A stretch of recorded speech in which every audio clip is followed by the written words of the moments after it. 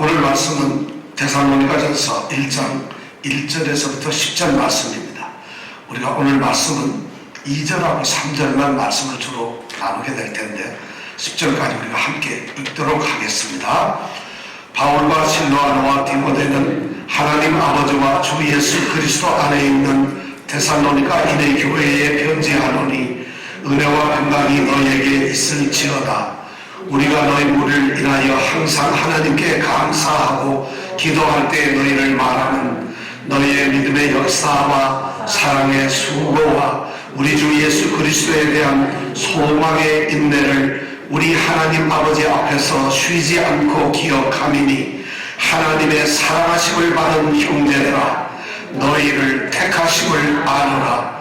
이는 우리 몸이 말로만 너희에게 이른 것이 아니라 오직 능력과 성령과 큰 확신으로 된 것이니 우리가 너희 가운데서 너희를 위하여 어떠한 사람이 된 것은 너희 아는 바와 같으니라. 또 너희는 많은 환난 가운데서 성령의 기쁨으로 도를 받아 우리와 주를 본받은 자가 되었으니 그러므로 너희가 마게도냐와 아가야 모든 믿는 자의 본이 되었는지라. 주의 말씀이 너희에게로부터 마게도냐와 아가야에만 들릴 뿐 아니라 하나님을 향하는 너희 믿음의 소문이 각처에 퍼진 거로 우리는 아무 말도 할 것이 없노라. 저희가 우리에 대하여 스스로 고하기를 우리가 어떻게 너희 가운데 들어간 것과 너희가 어떻게 우상을 버리고 하나님께로 돌아와서 사시고 참되신 하나님을 섬기며 또 죽은 자들 가운데서 다시 살리신 그의 아들이 하늘로부터 강림하심을 기다린다고 말하니 이는 장래에 노하심에서 우리를 건지시는 예수심이라. 아멘. 오늘은 데살로니가 교회의 우리가 두 번째 모습을 한번 생각해 보려고 합니다. 지난주에 우리는 데살로니가 교회는 도대체 어떤 곳인가 하는 것에 대해서 생각을 했습니다. 이 교회라고 하는 단어의 이 헬라어는 에클레시아라고 하는 단어입니다. 이 에클레시아라고 하는 단어는 믿는 사람들이 모이는 교회를 의미하는 단어가 아닙니다. 이 단어는 무슨 말인가 하면 그냥 다양한 사람들이 모이는 것, 그게 종교적이었든 사회적이었든 아니면 세속적이었든 사람들이 모이는 모임을 이 헬라어로는 에클레시아, 교회라고 이름을 붙였습니다. 그런데 이런 사람들의 모임이 데살로니가인의 교회가 데살로니가인의 그 교회가 정말 모임이 아니라 교회가 되기 위해서는 절대적으로 필요한 것이 있습니다. 바로 그것이 뭐냐면 1절에 나와 있습니다. 하나님 아버지와 주 예수 그리스도 안에 있는 데살로니가 사람들이 모였을 때에 그것을 우리는 데살로니가인의 교회라고 말을 한다는 것입니다. 하나님과 예수님 안에 있는 사람들, 하나님을 아버지라고 부르고 예수님을 주님 그리스도라고 부르는 그러한 데살로니가 사람들, 그런 사람들만 모여 있을 때 그것을 우리가 뭐라 한다고요? 교회라고 한다는 것이죠. 사람들이 똑같이 모였지만은 그들이 어디에 있느냐에 따라서 교회가 달라진다고 하는 것입니다. 바로 이 데살로니가인의 교회는 그러한 교회였습니다. 하나님을 아버지로 모시고 예수님을 주와 그리스도로 고백하는 그러한 하나님 예수님 안에 있는 사람들의 모임이었습니다. 이러한 교회는 은혜에 의해서 세워지고 평강 가운데서 든든히 서갑니다. 이것이 바로 1절에 우리가 생각했던 데살로니가 교회의 모습이었습니다. 자, 그렇다면은 이제 두 번째 우리가 2절부터 3절에 있는 말씀을 우리가 함께 생각을 해 보려고 합니다. 사도 바울은 1절에서 그런 인사 말을 하고 난 다음에 2절에 와서는 감사의 말을 하고 있습니다. 감사하는 마음은 성도를 성도답게 합니다. 감사가 너무 소중합니다. 성도가 성도답게 살도록, 성도의 삶을 살도록 하는 그러한 마음가짐이 뭐냐 하면 감사합니다. 바로 감사에 대해서 2절은 이야기하는데, 감사로 시작하면서 감사가 도대체 어떤 의미를 우리에게 주는 것이고 감사를 어떻게 해야 하는 것인가를 우리에게 2절에서 대답을 해주고 있습니다. 첫 번째, 감사는 어떤 특정한 사람의 전유물이 아니라 모든 사람이 감사해야 한다는 것입니다. 2절에 보니까 우리가 감사한다고 되어 있습니다. 우리가. 이 우리라는 말에는 1절에서 말한 바울과 실루아노와 디모데 모두를 가르치는 말입니다. 바울이 지금 이 편지를 쓰면서 내가 감사한다 이렇게 말을 할 수가 있었음에도 불구하고 우리라고 하는 표현으로 바울 선교팀의 3명을 모두 일컫고 있습니다. 이것이 뭐냐? 감사는 어느 한 개인의 전유물이 아니라 한 사람만, 특별한 사람만 하는 것이 아니라 모두에게 필요한 것이 감사라는 것입니다. 그래서 우리라는 말을 이야기하고 있습니다. 두 번째, 감사에 어떤 특징이 있느냐 하면은 오직 하나님께 감사한다. 하나님께 감사한다는 것입니다. 감사를 받으시는 분은, 감사를 해야 할 분은, 그 대상은 하나님이시라는 것입니다. 사실 이 바울이 데살로니가 교회에 편지를 쓰면서 우리가 생각하는 감사를 해야 할 것이 어쩌면 많았을지 몰라요. 나와 함께 선교팀이 되어서 일을 했던, 동역했던 실루아노나 디모데에게도 감사해야 할지도 몰랐어요. 어쩌면은 우리의 복음을 받아들이고 교회를 세웠던 데살로니가 교회의 성도들을 위해서 감사해야 될지도 모르겠어요. 아니면은 자신을 복음 전할 수 있도록 파송했던 수리아 안디옥 교회, 그 교회를 향해서 감사를 해야 될지도 모르겠어요. 그러나 바울이 감사를 드리는 대상은 하나님입니다. 우리의 감사는, 이 감사라고 하는 헬라어 히브리어의 이 동사의 목적어는 하나님 외에는 사용이 안 됩니다. 하나님만 우리의 감사를 받으시는 분이에요. 하나님만 우리의 감사를 받으시기에 마땅하신 분이라는 것이에요. 그래서 감사는 모두가 하나님께 드리는 것입니다. 그 다음에 세 번째, 우리가 가만히 보면 우리가 너희 무리를 인하여 항상 하나님께 감사한다. 감사는 언제 해야 하느냐? 항상 하는 것이라는 것입니다. 감사를 그냥 어쩌다 가끔 생각나는 대로 필요한 때마다 하는 것이 아니라 감사는 바로 지금 이 순간에 항상 계속해서 끊임없이 그리고 언제나 하는 것이 감사라는 것입니다. 바로 이러한 감사의 모습을 바울 사도가 지금 보여주고 있습니다. 우리가 너희 우리를 인하여 항상 하나님께 감사하고 있다는 것입니다. 이 한 줄의 말씀 속에서 감사는 어떻게 해야 하는가? 바로 이러한 감사를 성도들이 해야 한다는 것을 우리에게 말해주고 있습니다. 그러고 난 다음에 바울 사도는 이런 감사를 말하고 난 다음에 그 감사가 자연스럽게 기도로 옮겨가는 것을 우리에게 보여줍니다. 우리가 너희 우리를 인하여 항상 하나님께 감사하고 기도할 때에 너희를 말한다. 기도할 때에 너희를 말한다. 이 말은 기도할 때마다 너희 한 사람 한 사람의 이름을 각각 부르면서 기도를 한다, 이런 말이에요. 너희를 말한다는 그 단어의 뜻이 바로 그 이름을 하나씩 기억을 합니다. 아, 지금 이 앞에 어느 집사님이 앉았구나. 아, 저 뒤에 어느 권사님이 앉았구나. 어쩌면 바울 사도가 지금 이 데살로니가 인의 교회 편지를 쓰면서 자신이 그 복음을 전했던 그 복음을 듣고서 성도가 된 그 성도들 앉아있는 모습과 그들이 간절히 예배드리는 말씀을 듣는 그 모습을 생각하면서 한 사람 한 사람 이름을 부르면서 기도를 하고 있다는 것이죠. 기도하는 것이 바로 이런 거예요. 그런데 이런 기도를 하는 이유가 바로 뭐냐면 너희 우리를 인하여 너희들 모든 성도들 때문에 기도한다는 것입니다. 감사를 하나님께 했지만 기도는 하나님께 하되 바로 모든 성도들 한 사람 한 사람을 위해서 그들의 이름을 부르면서 하나님께 기도하는 것이 바로 성도들의 기도라는 것입니다.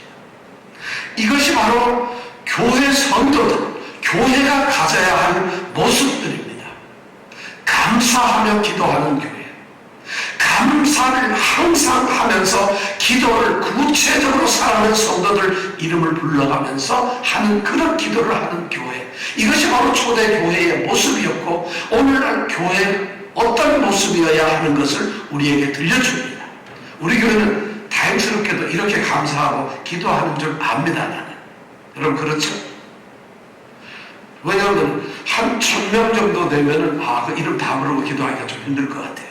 하나님 얼마나 감사한지요. 그렇잖아요. 이렇게 한 사람 한 사람을 기억하면서 그 사람 요즘 한국에 가 있어요. 한국에서 잘 일을 마치고 오게 해주세요. 이 사람 다음 주는 군대 가야 되는데 이틀 동안 잘 갔다 오게 해주세요. 우리가 이런 기도를 할 수 있어요. 얼마나 이름을 하나씩 불러가면서 우리 집사님 요즘 감기가 걸렸는데 우리 집사님 요새 사업이 잘 돼서 돈을 억수로 많이 버는데 하나님 자만하지 않게 해주세요. 뭐 이런 기도를 우리가 할 수 있어야 된다는 것입니다. 이것이 바로 공동체의 아름다운 모습이에요. 바로 이러한 기도를 이 데살로니가 교회의 성도들을 향해서 감사와 기도를 하고 있어요. 그런데 어떻게 그럴 수가 있었을까요? 오늘 말씀의 3절에 보면 놀라운 말씀이 나옵니다. 지금 바울 사도와 실루아나와 디모데, 이 바울 선교팀은 데살로니가 교회를 향하여 복음을 전했을 때 단지 3번의 안식일만 복음을 전했습니다. 3주 동안만 복음을 전하는 곳이 바로 데살로니가입니다. 그리고 그 3주 동안 전했는데도 불구하고 엄청난 지역 유대인들의 박해를 받아서 이 바울과 이 팀들은 한밤중에 그 같이 있던 형제들이 몰래 도망을 시켜주니까 밤중에 야반에 도망왔던 그런 교회입니다.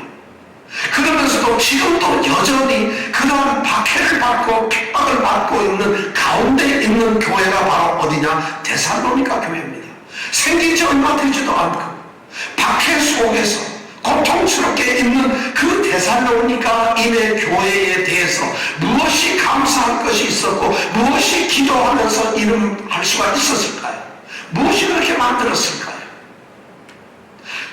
오늘 우리는 이 말씀을 보면서 너무 깜짝 놀라는 말씀을 우리는 3절에서 보게 됩니다. 우리 3절 다 같이 읽겠습니다. 너희의 역사와 사랑의 수고와 우리 주 예수 그리스도에 대한 소망의 인내를 우리 하나님 아버지 앞에서 시원하게 않고 사도 바울이 그들을 위해서 하나님께 항상 감사하고 기도할 때마다 그들 이름을 부르는 이유는 그 이름 부르는 한 사람 김무순 집사, 이무순 집사, 김박무순 집사 이렇게 이름을 부르는 이유는 그들의 믿음의 역사와 사랑의 수고와 소망의 인내를 쉬지 않고 하나님 앞에서 기억하고 있기 때문에 감사하며 기도한다고 말합니다. 그러니까 데살로니가인의 교회에 있는 성도들은 바로 믿음의 역사를 이루어내는 성도들입니다. 사랑의 수고를 하는 성도들입니다. 소망의 인내를 가지고 그 박해를 견뎌내고 있는 성도들입니다. 그들은 흔들리지 않는 성도들이에요. 가볍게 보잘것없이 신앙생활을 하는 사람들이 아니라 그 짧게 복음을 들었음에도 불구하고 하나님 앞에서 그리스도 예수 안에서 아주 굳세게 세워져 있는 사람들이라는 것입니다. 그들은 역사를 합니다. 그들은 수고합니다. 그리고 그들은 인내합니다. 역사, 일을 한다는 것이죠. 뭔가 해내고 있습니다. 그리고 그들은 너무 수고하고 있어요. 애쓰고 고역을 당하고 있어요. 그리고 그들은 불교의 의지를 가지고 자기들을 향해서 다가오는 그 반대와 박해를 무릅쓰고 그들은 절대로 꺾이지 않고 정말 강인한 신념으로 버텨내고 견뎌내고 있습니다. 무엇이 그렇게 할까요? 그것은 바로 믿음과 사랑과 소망이라고 하는 동기가 있었기 때문입니다. 믿음, 사랑, 소망 바로 이런 동기가 있었기 때문입니다. 자, 그렇다면은 우리가 궁금한 것이 믿음의 역사라는 것이 뭐고 사랑의 수고라는 것이 그들이 어떻게 했다는 것일까? 소망의 인내라는 것은 그들 가운데 어떤 모습이었을까 하는 것을 우리가 한번 생각해 볼 필요가 있습니다. 먼저 믿음의 역사라고 하는 것에 대해서 우리가 한번 생각해 보려고 합니다. 믿음이란 뭐냐면 하나님이 그리스도 안에서 자기 백성을 구원하시기 위해서 하셨던 그 일을, 하나님의 역사를 우리가 확신하는 것, 이것이 바로 믿음입니다. 믿음은 말이죠, 우리가 갖는 것이 아니라 하나님께서 행하시는 일입니다. 하나님께서 행하시는 일이 바로 믿음이라는 것입니다. 그러니까 저나 여러분들이 믿음을 갖는다는 것은 우리가 가진 것이 아니라 하나님께서 우리로 하여금, 우리 권사님들로 하여금, 우리 집사님들로 하여금 믿음을 주신 겁니다. 그래서 에베소서 2장 9절은 너희가 그 은혜를 인하여 믿음으로 말미암아, 은혜를 인하여 믿음이기 때문입니다. 하나님은 은혜로 우리에게 믿음을 주세요. 그런데 지금 바울 사도가 여기에서 말하고 있는 데살로니가인의 교회 성도들이 가지고 있는 믿음의 역사라고 하는 이런 말을 쓸 때에는 그런 믿음을 하나님이 행하신 그런 역사로서의 믿음을 얘기하는 것이 아닙니다. 그런 말을 하고 있는 것이 아니에요. 하나님이 너희에게 주신 믿음, 그것이 얼마나 큰지, 얼마나 위대한지, 강한지, 그것이 얼마나 깊은 믿음인지, 이것을 말하고 있는 것이 아니라는 것입니다. 믿음의 역사라고 하는 말은 그런 말이 아닙니다. 역사라고 하는 말은 어떤 일을 실행한 일들이라거나 어떤 것을 행함으로 인해서 이루어진 그런 것을 역사라는 말로 표현을 합니다. 그러니까 여기서 믿음의 역사를 기억한다는 얘기는 그들이 믿음을 가지고서 삶의 원리로서 이 믿음을 사용해서 어떻게 살았느냐 하는 것을 이야기하는 것이 바로 믿음의 역사입니다. 믿음으로 어떻게 살았느냐, 그들의 믿음은 행동으로 나타나는 것이다. 믿음은 행동에 의해서 삶의 어떤 행동이나 삶의 모든 모습에 의해서 믿음이 드러나는 거, 평가되고 믿음이 나타나는 것이라는 겁니다. 믿음의 역사는 이론적 지식을 얘기하는 것이 아니라 어떤 단순한 고백만을 이야기하는 것이 아니라 어떤 순간적인 결단만을 이야기하는 것이 아니라 삶의 행동으로 나타난, 그렇게 이루어진 일이 바로 믿음의 역사라는 겁니다. 바로 그것이 역사예요. 데살로니가 교회 성도들은 3주간 동안의 복음을 듣고서 하나님을 믿고 예수 그리스도를 믿는 믿음을 가졌습니다. 그것을 이야기하는 것이 아니라 그 가진 믿음들이 우리가 떠나오고서 6개월 정도 지난 이 순간에 그 데살로니가 교회에서 어떻게 역사하고 있었느냐는 것을 말하고 있는 겁니다. 그 교회 안에서, 그 사회 안에서, 그들의 일터에서, 그들의 삶의 자리에서, 가정에서 믿는 자로서 믿음이 어떻게 행하여져서 그것이 믿음으로 드러났는가, 그것이 바로 믿음의 역사라는 것입니다. 그것을 지금 이 바울 사도가 기억을 하면서 감사하고 기도를 하는 것입니다. 믿음의 역사는 말이죠, 두 가지로 나타납니다. 첫째, 변화입니다. 그들이 믿음을 받았을 때 믿음은 우리를 그대로 있도록 만드는 것이 아니에요. 변화입니다. 마음을 새롭게 하면 변화가 되는 것입니다. 그래서 세상의 유혹을 따라 쫓아가는 구습을 쫓는 사람들이 아닙니다. 새 사람이 되었기 때문에 새롭게 변화되는 거예요. 데살로니가 교회의 성도들은 3번 안식일 3주의 말씀을 듣고 나서도 그들이 믿음을 갖고서 완전히 변화가 되었다는 것입니다. 놀랍지 않습니까? 오늘 말씀은 안 하겠지만은 여기에 보면 그들에게도 그런 것이 있습니다. 그들이 우상을 버리고 하나님께로 돌아와서 사실과 참되신 하나님을 섬긴다고 되어 있어요. 우상을 버렸어요. 데살로니가라고 하는 지역은 우리가 지난번 말씀드렸죠. 이 마게도냐 지역에서 가장 큰 도시입니다. 뉴욕과 같은 도시예요. 우상 덩어리 도시입니다. 거기에서 바로 이 사람들이 하나님 아버지와 주 예수 그리스도 안에 있기 때문에, 그들이 교회에 있기 때문에 우상을 버려버려요. 그리고 그들이 하나님께로 돌아와 버렸어요. 그리고 살아계시고 참되신 하나님을 경배하는 것이에요. 이것이 바로 그들의 변화였어요. 첫 번째, 믿음의 역사의 첫 번째 모습은 바로 변화입니다. 두 번째 모습은 뭐냐? 바로 증인이 되는 것이에요. 그렇게 변화된 사람들이 하나님 나라를 위해서 일하는 일꾼들이 된다는 것입니다. 하나님의 나라를 세워가는 것, 하나님의 나라를 굳건히 세워가는 것, 이것은 믿는 자들의 사명 사명이자 그들의 의무입니다. 여러분, 하나님의 나라는 망치로 하는 것이 아니에요. 하나님의 나라를 세운다니까 여러분 어때요?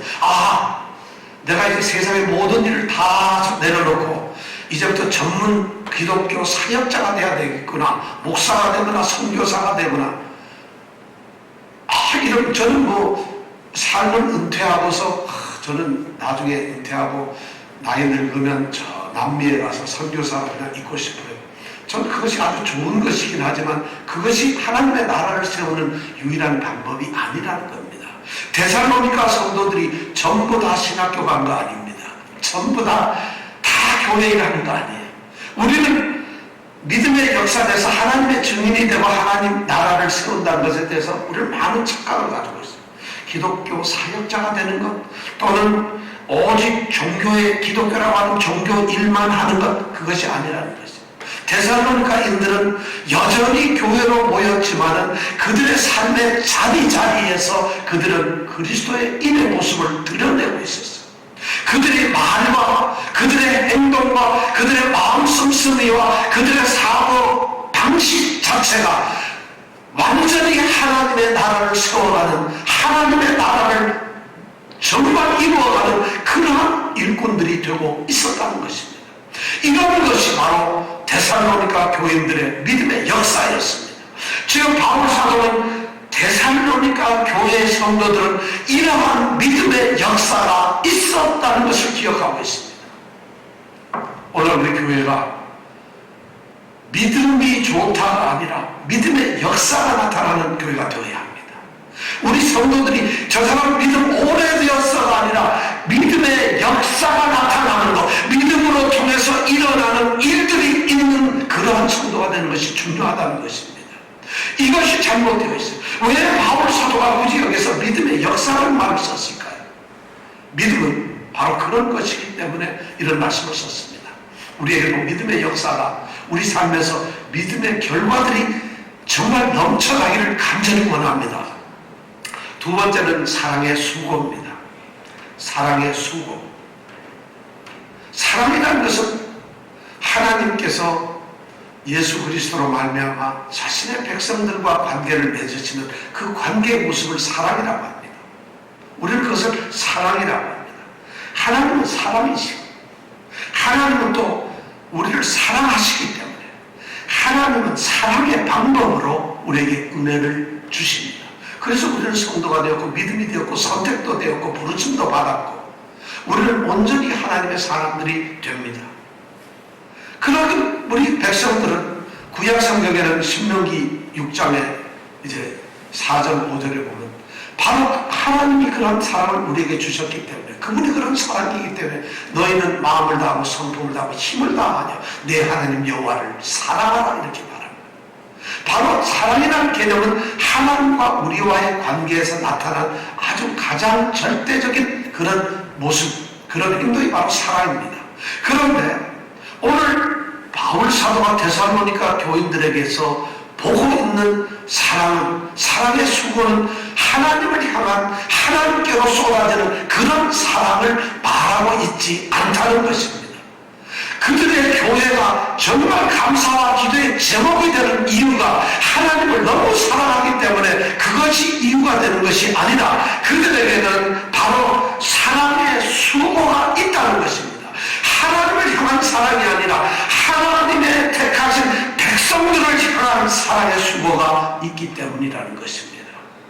사랑은, 교회는 바로 하나님을 사랑하는 것은 그 기본이지만 하나님의 백성을 향한 사랑이 있어야 된다는 것입니다. 여기서 사랑은 우리가 잘 아는 아가페라는 단어를 쓰고 있습니다. 사랑이라는 단어가 여러 단어가 한 4가지 정도가 있는데 이 아가페라라는 단어만이 가장 최고의 사랑이고 가장 지고한 그런 사랑입니다. 이건 뭐냐? 희생적인 자기 부족의 사랑입니다. 그런 사랑을 하고 있고 해야만 한다는 것입니다. 근데 수고라고 하는 것이 뭐냐? 수고는 정말 고역을 합니다. 어떤 일을 이루기 위해서 어떠한 고난이나 어떠한 힘든 것을 다 무릅쓰고 그것을 감당해내고 애를 쓰는 그런 일을 수고라고 말을 하고 있습니다. 사랑의 수고를 기억한다는 이 말씀은 뭐냐면 주님께서 우리를 사랑하기 위해서 우리를 위해서 자신을 내어줌과 같이 예수님께서 자신의 형제 자매라고 한 사람들을 위해서 하나님께서 자기 백성이라고 한 사람을 위해서 그들이 사랑의 집을 지은 겁니다. 사랑의 수고를 하는 것입니다. 이것이 바로 사랑의 수고입니다.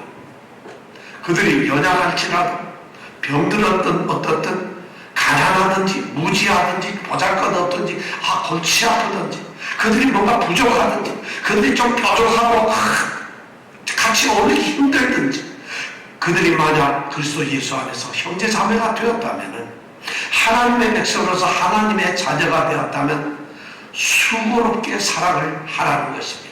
그들을 사랑하는 것이 짐이 되도록 짐을 짊어지라는 것입니다. 사랑은 지금 데살로니가 교회를 향한 이 말씀 가운데서 사랑은 수고로 완성되고 수고여야만 풍성하게 된다는 것을 말합니다. 이 말은 무슨 말이냐면 사랑은 감상적인 것만이 아니라는 것입니다. 사랑이라는 것은 이해만 하는 것이 아니라는 것입니다. 사랑이라는 것은 어떤 관심만 가지고 있는 것이 아니라는 것입니다. 사랑의 수고라는 말에는 형제 자매의 행복을 간절히 기원하거나 형제 자매가 행복해졌을 때 그걸 기뻐하고 축하하는 것이 아니라는 겁니다.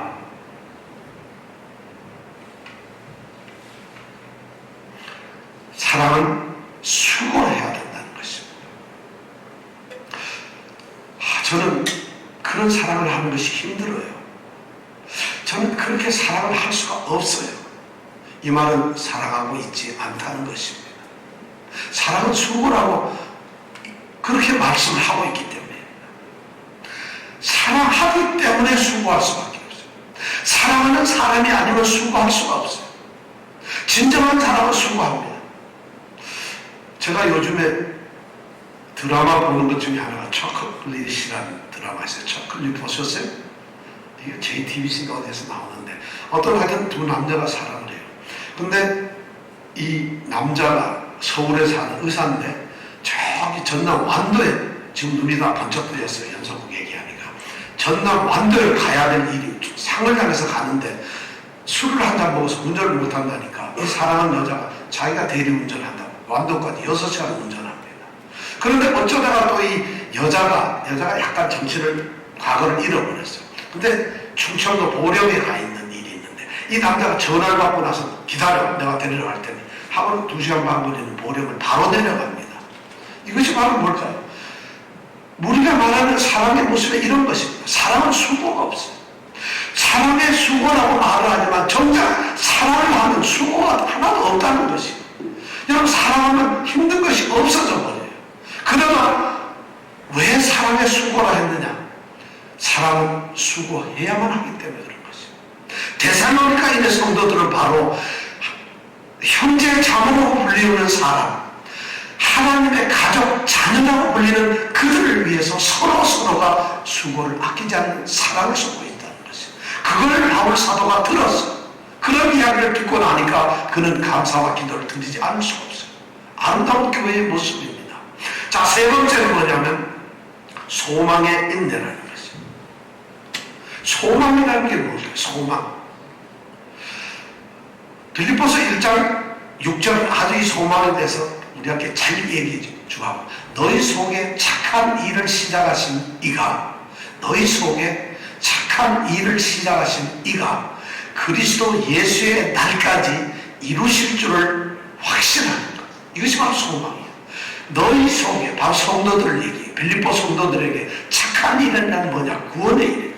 너희 속에 구원을 행하신 이가 그리스도 예수의 날 재림하시는 마지막 그날까지 이루실 것을 확신하는 것. 이것이 바로 소망이에요. 우리에게 그런 소망들이 다 있어요. 정말 소망이 필요해요. 그런데 이 소망은 바로 인내에 의해서 지탱이 된다는 것입니다. 인내라는 건 뭐예요? 그냥 참는 것인가요? 그렇지 않아요. 여기서 말하고 있는 이 히포모네라고 하는 인내라는 단어는 말이죠.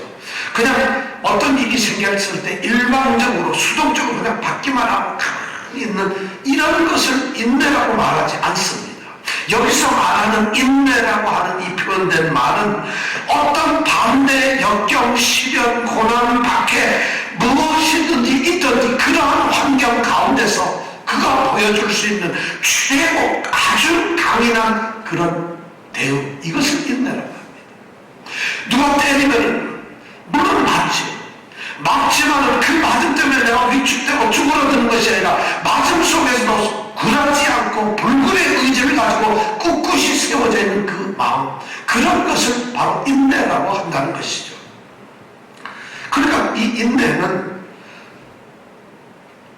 소극적인 태도가 아니에요. 그냥 일방적으로 당하고서 꾹 참아야지 하는 것이 아니라 인내는 무척 적극적인 행동입니다.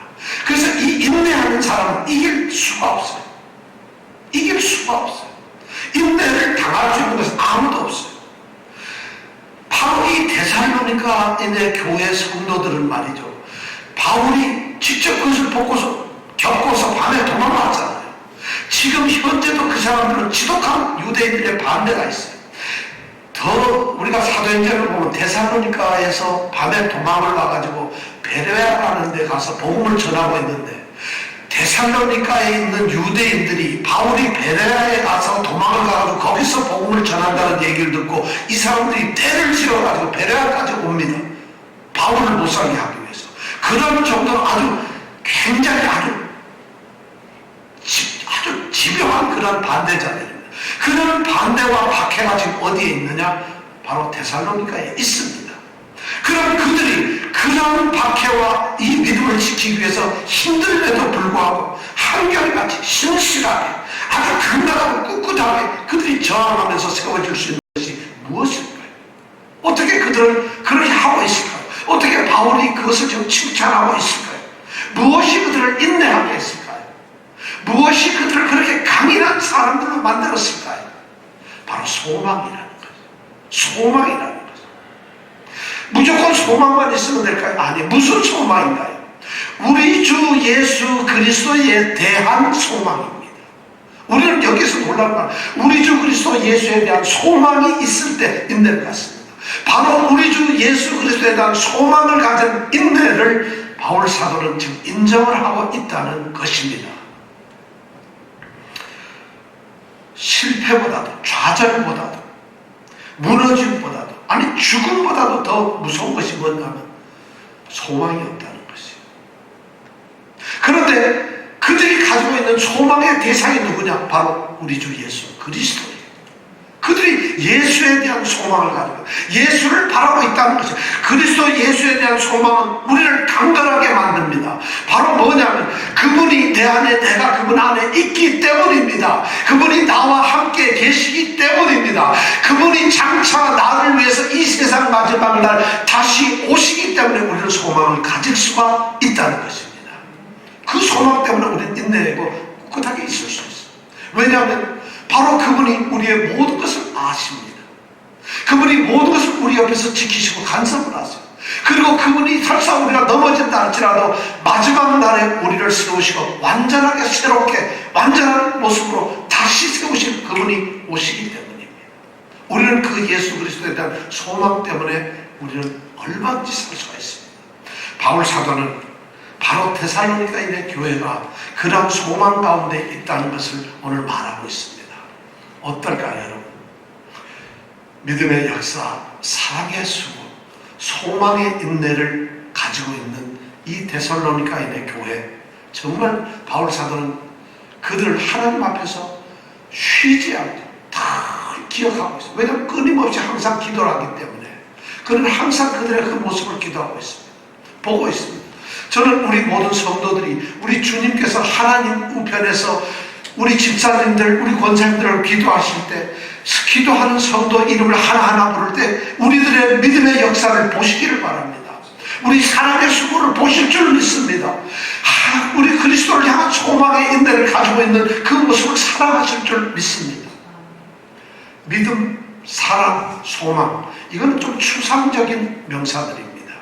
추상적인 의미를 가지고 있습니다.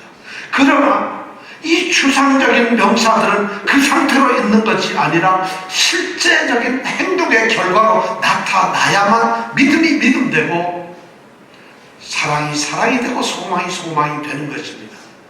믿음은 역사되어야 합니다. 사랑은 수고해야만 합니다. 그리고 소망은 우리를 인내하도록 이끌어갑니다. 위대한 신학자 벵겔은 이렇게 말을 했습니다. 바로 믿음의 역사, 사랑의 수고, 소망의 인내, 이들 안에 기독교 전체가 들어가 있다고 말을 합니다. 기독교라는 것이 바로 이거라는 것이에요. 믿음의 역사, 사랑의 수고, 소망의 인내, 이것이 정말 기독교 전부라는 것이에요. 우리 칼빈은 이렇게 말하고 있습니다. 참된 기독교를 갖다가 간단하게 정의를 한다면 믿음의 역사, 사랑의 수고, 소망의 인내를 해요. 진정한 기독교가 뭐냐? 이 셋이라는 것이에요. 바로 데살로니가 교회가 그것을 가지고 있다는 것이죠. 믿음, 사랑, 소망은 하나님께서 우리에게 주시는 최고의 은혜입니다. 그런데 역사, 수고, 인내는 그 최고의 은혜가 우리 삶 가운데서 드러나는 행동의 규칙입니다. 역사해야만 합니다. 우리는 일을 해서 뭔가 이루어내야 됩니다. 믿음으로. 우리는 사랑 때문에 우리는 굉장히 애를 쓰고 고연을 치르고 짐을 지어야만 합니다. 우리는 소망이 있기 때문에 어떻게 하든지 참아내고 모두를 견뎌내야 합니다. 그래야만 소망이 되고 사랑이 되고 믿음이 되기 때문입니다. 요한계시록 2장에 보면은 마지막 7교회를 기록하고 있습니다. 그 7교회 중에서 성령께서 에베소 교회를 향해서 말씀을 하십니다. 에베소 교회는 첫사랑을 잃어버렸지만 우리 예수님으로부터 칭찬을 받았던 교회입니다. 그 계시록 2장 2절 에베소 교회를 향해서 성령께서 말씀하실 때 뭐라고 말씀을 하셨느냐면, 내가 내 행위와 수고와 내 인내를 알고 있다고 말을 하고 있어요. 여기서 말하는 행위와 수고와 인내가 바로 뭐냐? 역사와 수고와 인내를 말하고 있는 것입니다. 바로 성령께서는 마지막 교회를 향해서 요구하시는 것이 뭐냐? 믿음의 역사와 행위와 사랑의 수고와 소망의 인내를 보고 계신다는 것입니다. 오늘 우리 교회를 향해서, 우리 성도들 한 사람을 향해서 만약 성령께서 이야기를 하신다면 우리가 교회가 되고 성도가 성도답게 될 때 우리가 이런 말을 들을 겁니다. 주님께서 우리 보고 나는 너희 내 교회의 믿음의 역사와 사랑의 수고와 소망의 인내를 내가 보았다. 저는 주님께서 마지막 날에 우리에게 그렇게 말씀할 겁니다. 우리 집사님, 우리 성도들을 향해서 말씀을 할 겁니다. 나는 너의 믿음의 역사, 너의 사랑의 수고, 그리고 나를 향한 소망의 인내를 내가 보았다. 그것이 책망으로서가 아니라 칭찬으로서 보았다는 이 말씀을 듣는 그런 교회 성도가 되기를 바랍니다. 우리가 그렇게 세워지기를 바랍니다. 이 은혜가 정말 데살로니가 교회에 쏟아졌던 그 은혜, 그 믿음의 모습이 우리 교회에도 나타나기를, 오늘 2020년 우리 교회에 나타나기를 정말 간절히 소원해 봅니다. 기도하십시다.